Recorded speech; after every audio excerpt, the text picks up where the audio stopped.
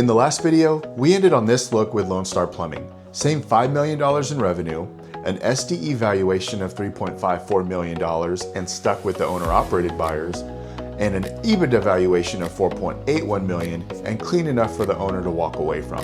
Today, we go deeper on the version that gets valued higher, because here's what a lot of owners miss in the first time through. The higher number isn't really about earnings, it's about the multiple. So today, we're gonna run through the same business, but in reverse. Hold the earnings flat and walk you up from the floor to the premium, one lever at a time. Because that's how the multiple gets built. Every single turn has a price. Let me show you how that math actually works. All right, so here's how we're gonna do this. We're gonna hold scenario B's earnings flat at $875,000. Again, same business, same $5 million top line, same $875,000 in EBITDA that we calculated in episode 1. But now I want you to imagine a version of this business that scored 0 on all 5 things a buyer cares about. It cleared the transferability line, but nothing else. No systems, no team depth, no recurring revenue, no customer diversification, books that would fall apart under scrutiny. That business isn't real, it's a baseline. And it's the only honest way to isolate what the multiple itself is actually doing. Because here's the trap. Some of you watching episode 1 probably thought, yeah, of course the build to sell version is worth more because it's a better business. But that's not the whole story. What we're gonna prove today is that the multiple itself has a price, lever by lever, and it's worth over $2 million on the same earnings. Now the first lever and the biggest single mover is owner dependence.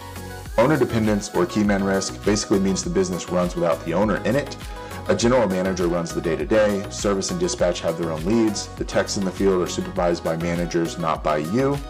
You could take a month off and the phones still get answered, jobs still get booked, invoices still go out. Why do buyers pay so much for this one? Because if the business is the owner, a buyer isn't buying a business, they're buying a job. And no institutional buyer wants a job. When the owner leaves, they lose the estimator, the salesperson, the operations manager, the primary customer relationship, all in one person. That's a key man risk they cannot underwrite.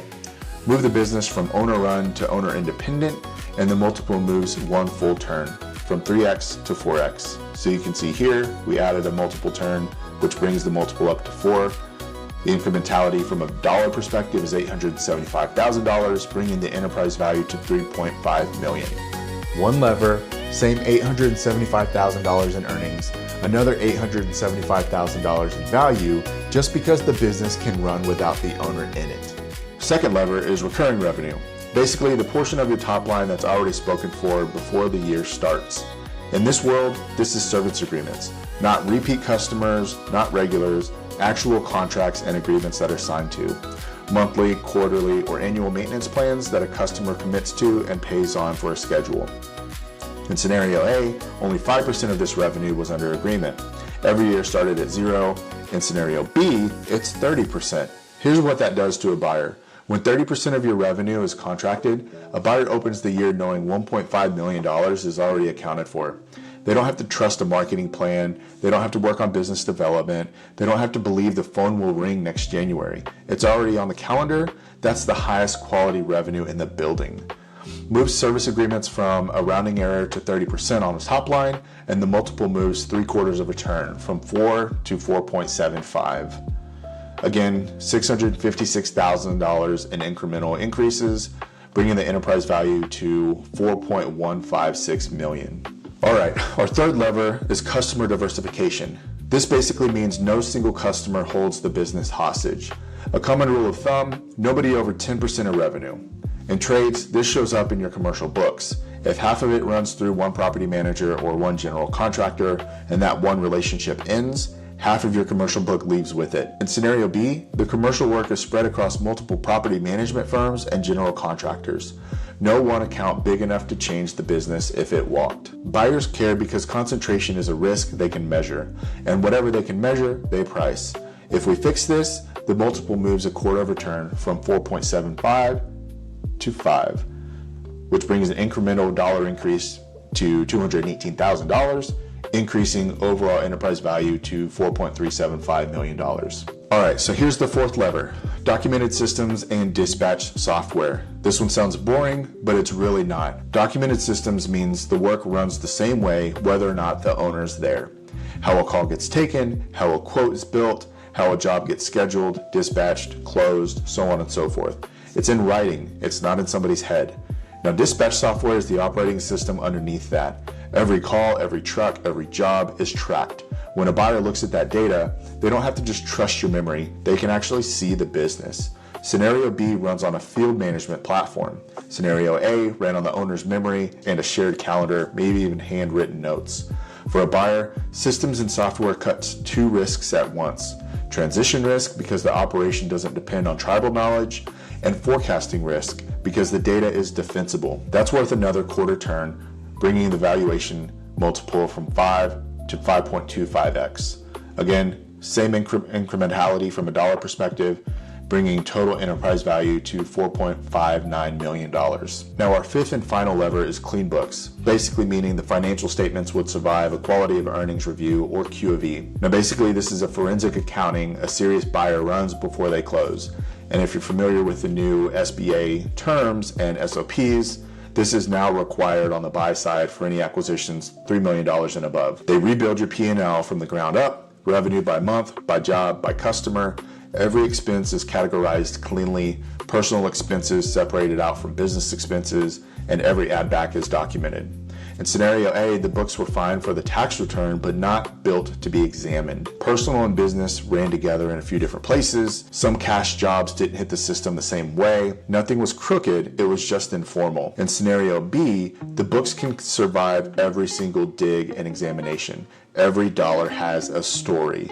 Here's why buyers pay for this. Because when a deal falls apart late, it's almost never over the operations. It's over what the Q of E finds.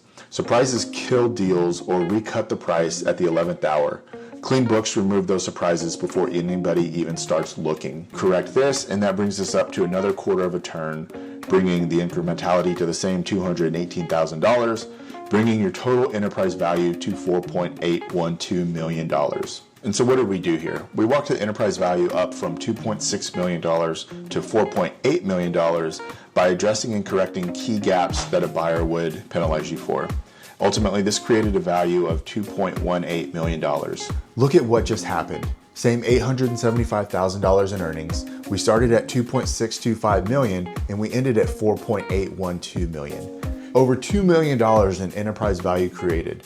Not for more revenue, not for more profit, same business, same earnings, 2.5 turns of the multiple, and every one of them was earned. Now that's the whole trick. A multiple isn't magic. It's not what your industry gets, it's what your business earns. Again, lever by lever on top of the floor. I want to be clear on one thing because I want you to understand why these levers actually move that number. Every turn above the floor is a specific risk taken off the table.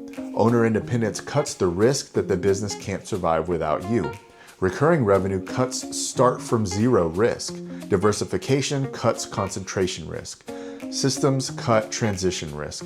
Clean books cut closing day risk. The multiple is just the language a buyer uses to price those risks. Every quarter turn is a specific fear that gets removed, which is why you can't skip to the multiple. You can only earn it by removing the specific risks that live underneath it. And a quick reminder, if you're wondering how your own business would score on each of these, this is exactly what the North Texas Business Exchange calculator asks about: service agreement density, owner hours, customer mix, system adoption, earnings quality, so on and so forth. Every lever we just walked through maps to a specific factor in your scoring. Not selling you on it, just pointing you to it. The link's in the description.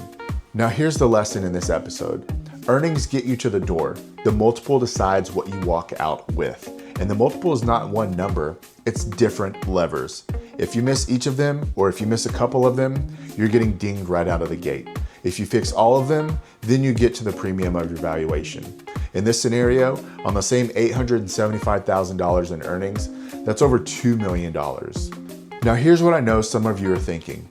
What if I hire the team and take a step back, my take home drops, I'm working just as hard to make less money for years, betting on some future exit that may never happen? Honest truth, that's an honest objection. And it's one that nobody in the space actually answers. Well, episode 3 answers this. I'm going to walk through an operational playbook that shows you exactly how to build each of these 5 levers, in what order, on what timeline, and I'm going to run the numbers on what happens 2 to 3 years after you finish it. Because a business that runs without you doesn't just sell for more, it grows for more, and your take home comes back with it.